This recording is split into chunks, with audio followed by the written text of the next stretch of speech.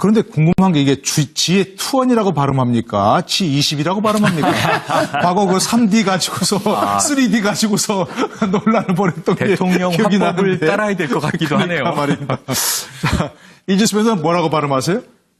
저도 그냥 뭐 평범하게 G20으로 G20으로 하죠. 다른 분들은 또 G20이라고 발음하는 분도 있었는데. 이 정도가. 농담이었고요. 예. 글쎄요, 요번 이제 아까 말씀하신 것처럼 한미 정상회담 이후에 곧바로 이어진 G20, 이제 회담을 통해가지고, 가장 이제 문재인 대통령 같은 경우 역시 준비된 대통령이었다라는 모습을 가장 정확하게 부각을 시켰고, 요번에 이제 외교 무대 어떻게 보면 데뷔전이었는데 상당히 처음에 기대했던 것보다 그 이상의 성과를 거두고 있다라고 하는 게 이제 대체적인 평가인 것만큼은 분명합니다. 또 한 가지는 이제 분명히 우리가 지금 이제 여러 정상들을 만나면서 좋은 관계를 맺은 것도 사실이지만 앞서 말씀하신 것처럼 지금 우리가 안고 있는 숙제에 대한 것도 명확하게 지금 요번에 인지할 수 있었던 그런 계기가 됐고요. 네. 지금 아까 말씀하신 것처럼 지금 한반도를 중심으로 신냉전, 지금 한미일, 그다음에 중러 북한이라고 하는 신냉전이 구축되고 있고 이거에 대한 우리는 어떻게 돌파를 하고 해야 될 건지 이거에 대한 이제 앞으로의 연구가 이제 상당히 이제 우리 국가의 역량과 외교력이 이제 집중되어야 할 부분인데 이제 좀 G20에서 뭐 좋은 성과도 거뒀습니다만 사실 많은 분들이 또 아쉬움이 있었다라는 것도 또 지적하는 겁니다. 예를 들어서 예. 북한 핵 문제가 사실 G20의 공동 성명에 약간이라도 좀 녹아 들어갔더라면 보다 더 우리의 외교력이나 이런 것들을 실력을 좀 더 나타낼 수 있는 그런 계기가 됐을 텐데 이제 그런 것들이 담지 못했다는 것. 물론 G20이라고 하는 한계, 다자간 틀이라고 하는 거의 한계가 이제 처음 출발 때부터 주로 외교적인 마찰이 있을 만한 내용들을 담기보다는 경제적인 거에 집중하고 있는 그런 외교의 틀이기 때문에 이번에 이제 북한 핵 문제 자체가 이제 포함되지 않았기 때문에 아쉬움은 있습니다만은 아까 앞서도 말씀드렸듯이 지금 이제 복원된 이제 우리가 외교 안보 문제에 있어서 가장 관심이 가는 것은 역시 무엇보다도 지금 북한 핵 문제가 아니겠습니까? 요번 G20과 한미 정상회담을 통해서 기틀은 마련했다. 네. 초석은 잘 다졌지만 앞으로 여기에 어떤 집을 짓느냐, 결국 성과로 내야 되는 이제 그런 과제가 남았고 그것이 이제 북한 핵을 해결하는 그런 이제 것으로 이제 가시적으로 성과가 나와야 하는 그런 이제 앞으로 추진하는 방향 이런 것들도 이제 제시했다고 저는 보고 있습니다. 예, 알겠습니다. 대체로 비슷하십니다, 그죠? 성과가 있었지만 숙제도 숙제도 받았던 그런 회담이었다, 회의였다 이렇게 얘기하셨고요. 저희가 국내 문제, 정치 문제는 나중에 또 따로 짚어보겠습니다만 이 정상회의 얘기하는 가운데 그냥 여야가 논평을 낸 게 있습니다. 한번 잠깐 좀 보시겠는데요. 여쭤보겠습니다. 북한의 핵 미사일 위협이 고조되는 상황에서 한미일 3국이 공동 성명을 발표한 것은 매우 시의적절하고 올바른 방향이다. 정부가 국가안보와 국익 개편에 선 것을 환영하고 지지한다. 어느 당 논평 같습니까, 이거? 더불어민주당 논평 같은데요? 네. 근데 알고 보니까 무슨 당이요, 이게? 자유한국당 논평이라는 거죠. 소양호상 이거 보고 어떻게 깜짝 놀라시지 않았나요?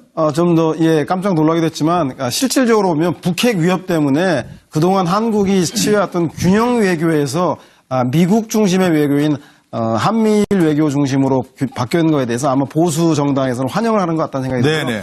그만큼 한반도에서의 북핵 위협이 커져서 현재 중국과 러시아를 잘 달래서 북한과 뛰어놀 수 있을 만큼 여유가 없기 때문에 오히려 한국이 이번에 한미 동맹을 기반으로 한 일본과 한미일 삼각축을 더 강화할 수밖에 없던 그래서 약간의 균형유가 뒤로 후퇴했기 때문에 아마 보수 정당에서는 아주 환영 일색이었다는 생각이 들고요. 네. 그런 의미에서 자유한국당과 바른정당은 이 G20 정상회의에서의 한미일 3국 정상회의에 대한 각별한 의미를 부여하는 것 같다는 생각이 듭니다. 네네.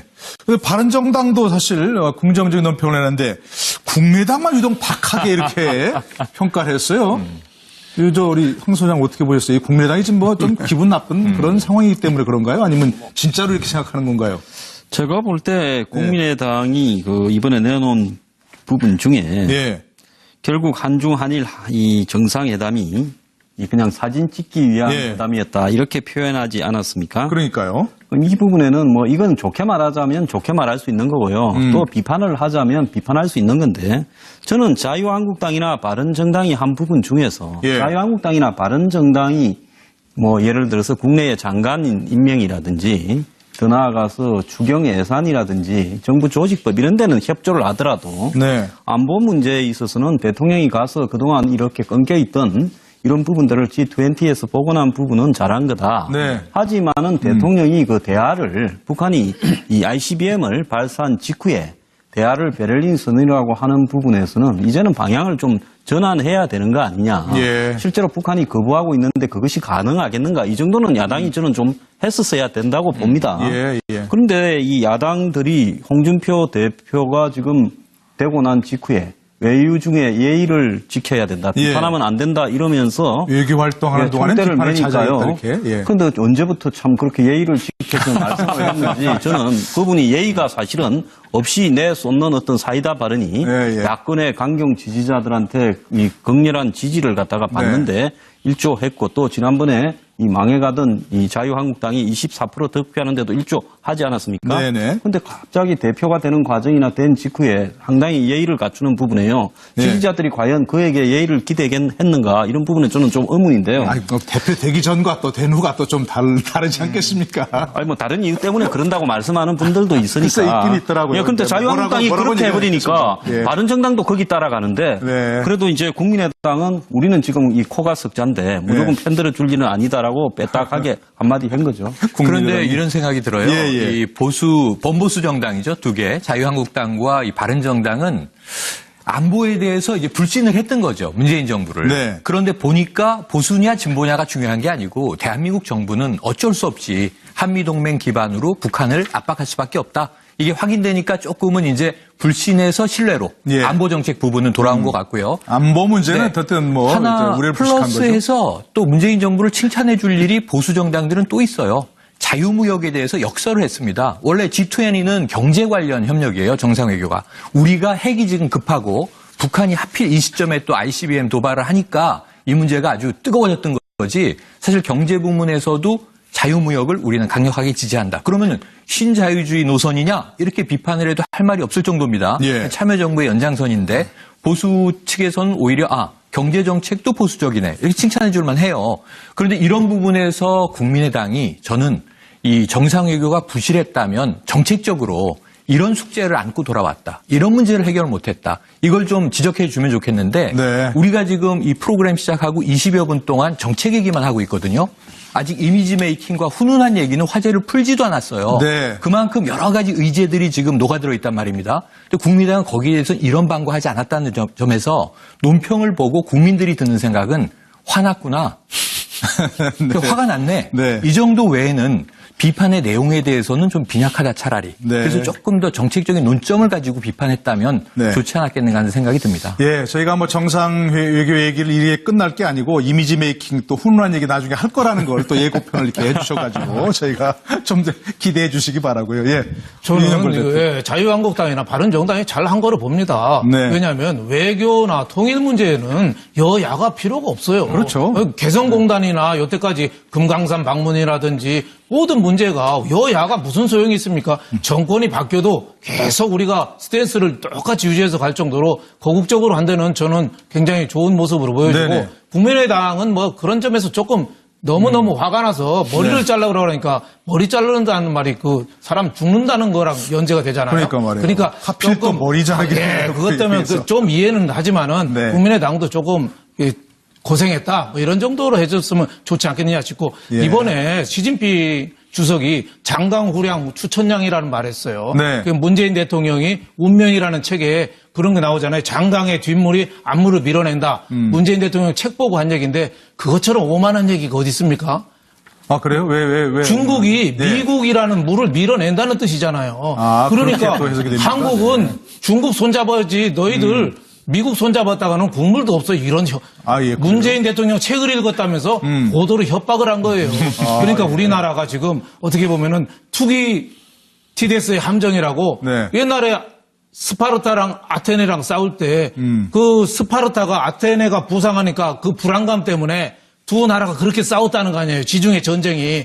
지금도 중국이 부상하니까 네. 어떻게 보면 중국과 미국의 위협, 불안감, 중국에 또 우쭐대는 마음 이게 한국에 껴서 이렇게 고통을 겪는 건데 네. 여기에 대해서는 우리가 여야가 나뉘지 말고 또 한쪽으로 좀 우리가 좀 지원을 해줘야 된다. 저는 그런 면에서 자유한국당하고 바른정당이 좋은 얘기를 했다 이렇게 생각이 됩니다. 네, 네. 장강의 뒷물결이 뭐 앞물결을 밀어낸다 그런 얘기를 이제 시진핑 주석이 인용한 것이 예, 이용하지만 그건 중국을 덕담인 좀 것 같지만 잡아라. 저는 그런 굉장히 얘기다. 오만한 말이다. 아, 그래요? 예, 이런 생각을 합니다. 저 시 주석한테 한번 여쭤봐야 되겠는데 무슨 뜻이었는지. 예. 해야 되는 이제 그런 과제가 네. 남았고 그것이 이제 북한 핵을 해결하는 그런 이제 것으로 이제 가시적으로 성과가 나와야 하는 그런 이제 앞으로 추진하는 방향 이런 것들도 이제 제시했다고 저는 보고 있습니다. 예, 알겠습니다. 대체로 비슷하십니다. 그죠? 성과가 있었지만 숙제도 받았던 그런 회담이었다, 회의였다 이렇게 얘기하셨고요. 저희가 국내 문제, 정치 문제는 나중에 또 따로 짚어보겠습니다만 이 정상회의 얘기하는 가운데 그냥 여야가 논평을 낸 게 있습니다. 한번 잠깐 좀 보셔야겠는데요. 뭐 여쭤보겠습니다. 북한의 핵 미사일 위협이 고조되는 상황에서 한미일 3국이 공동 성명을 발표한 것은 매우 시의적절하고 올바른 방향이다. 정부가 국가안보와 국익 개편에 선 것을 환영하고 지지한다. 어느 당 논평가?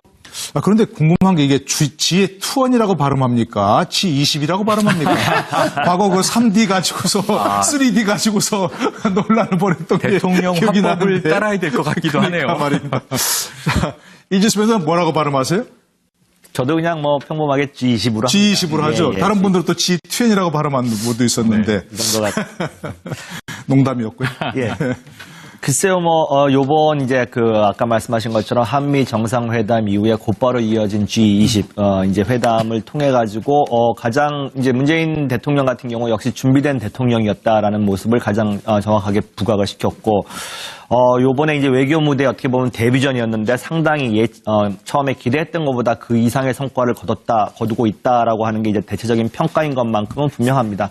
또 한 가지는 이제 분명히 우리가 지금 이제 여러 정상들을 만나면서 좋은 관계를 맺은 것도 사실이지만 앞서 말씀하신 것처럼 지금 우리가 안고 있는 숙제에 대한 것도 명확하게 지금 요번에 인지할 수 있었던 그런 계기가 됐고요. 네. 지금 아까 말씀하신 것처럼 지금 한반도를 중심으로 신냉전, 지금 한미일, 그 다음에 중러 북한이라고 하는 신냉전이 구축되고 있고, 이거에 대한 우리는 어떻게 돌파를 해야 될 건지, 이거에 대한 이제 앞으로의 연구가 이제 상당히 이제 우리 국가의 역량과 외교력이 이제 집중되어야 할 부분인데, 이제 좀, G20에서 좋은 성과도 거뒀습니다만 사실 많은 분들이 또 아쉬움이 있었다라는 것도 또 지적하는 겁니다. 예를 들어서 예. 북한 핵 문제가 사실 맞습니까, 이거? 더불어민주당 논평 같은데요? 네. 근데 알고 보니까 무슨 당이요, 이게? 자유한국당 논평이라는 거죠. 소양호상 이거 보고 어떻게 깜짝 놀라시지 않았나요? 좀 더, 깜짝 놀라기도 했지만, 실질적으로 보면 북핵 위협 때문에 그동안 한국이 취해왔던 균형 외교에서 미국 중심의 외교인 한미일 외교 중심으로 바뀐 거에 대해서 아마 보수 정당에서는 환영을 하는 것 같다는 생각이 들어요. 네네. 그만큼 한반도에서의 북핵 위협이 커져서 현재 중국과 러시아를 잘 달래서 북한과 뛰어놀 수 있을 만큼 여유가 없기 때문에 오히려 한국이 이번에 한미 동맹을 기반으로 한 일본과 한미일 삼각축을 더 강화할 수밖에 없던, 그래서 약간의 균형유가 뒤로 후퇴했기 때문에 아마 보수 정당에서는 아주 환영 일색이었다는 생각이 G20의 공동성명에 약간이라도 좀 녹아 들어갔더라면 보다 더 우리의 외교력이나 이런 것들을 실력을 좀 더 나타낼 수 있는 그런 계기가 됐을 텐데 이제 그런 것들이 담지 못했다는 것. 물론 G20이라고 하는 한계, 다자간 틀이라고 하는 거의 한계가 이제 처음 출발 때부터 주로 외교적인 마찰이 있을 만한 내용들을 담기보다는 경제적인 거에 집중하고 있는 그런 외교의 틀이기 때문에 네네. 이번에 이제 북한 핵 문제 자체가 이제 포함되지 않았기 때문에 아쉬움은 있습니다만은 아까 앞서도 말씀드렸듯이 지금 이제 복원된 이제 우리가 외교 안보 문제에 있어서 가장 관심이 가는 것은 역시 무엇보다도 지금 북한 핵 문제가 아니겠습니까? 요번 G20과 한미 정상회담을 통해서